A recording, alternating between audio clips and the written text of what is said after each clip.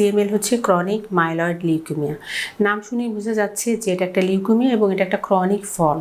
কিন্তু যখন patient party শুনে যে কোনো নামের সাথে ট্যাগ হয়ে যায় লিউকেমিয়া কিংবা ব্লাড ক্যান্সার, তখন তারা আসলে অতিরিক্ত ভয় পেয়ে যায়। কিন্তু আমি বলতে চাই যে সব ব্লাড ক্যান্সার সবগুলোই খুব মারাত্মক না। যেমন সিএমএল অতি আগে এটা অবশ্যই যখন আধুনিক চিকিৎসা ছিল না তখন সিএমএলটা আসলে একটু কঠিনই ছিল, কিন্তু এখন মলিকুলার ড্রাগ বিভিন্ন লেভেলে চলে এসেছে, টার্গেটেড থেরাপি চলে এসেছে। এখন শুধুমাত্র একটা ওষুধ খেলেই কিন্তু একটা পেশেন্ট 20, 22, 25 বছর পর্যন্ত ভালো থাকতে পারে। সিএমএল এর পেশেন্টদের যেটা হয় যে ওদের তারা আসলে বুঝতেই পারে না তাদের যে সিএমএল হয়েছে।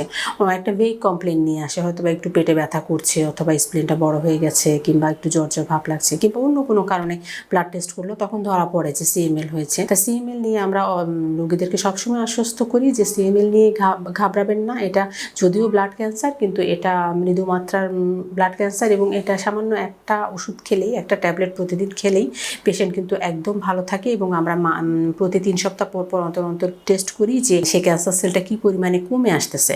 5 বছর ধরে যদি টার্গেট লেভেলে থাকে, ক্যান্সারের মাত্রাটা টার্গেট লেভেলের নিচে থাকে, তাহলে আমরা এই ওষুধটা অবশ্য বন্ধও করে দিই। অনেক সময় বন্ধ করে অবজার্ভ করি যে রোগটা ফিরে আসতেছে কিনা। এর ভিতরে 50% পেশেন্টদের ফিরে আসে।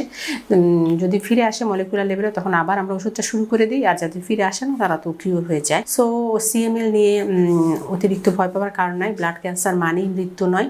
এখন ব্লাড ক্যান্সারের অতি আধুনিক ট্রিটমেন্ট চলে এসেছে। শুধুমাত্র মুখের ওষুধ খেয়ে সিএমএল এর রোগীরা দিনের পর দিন ভালো থাকেন এবং সুস্থও হয়ে যান অনেক রোগী।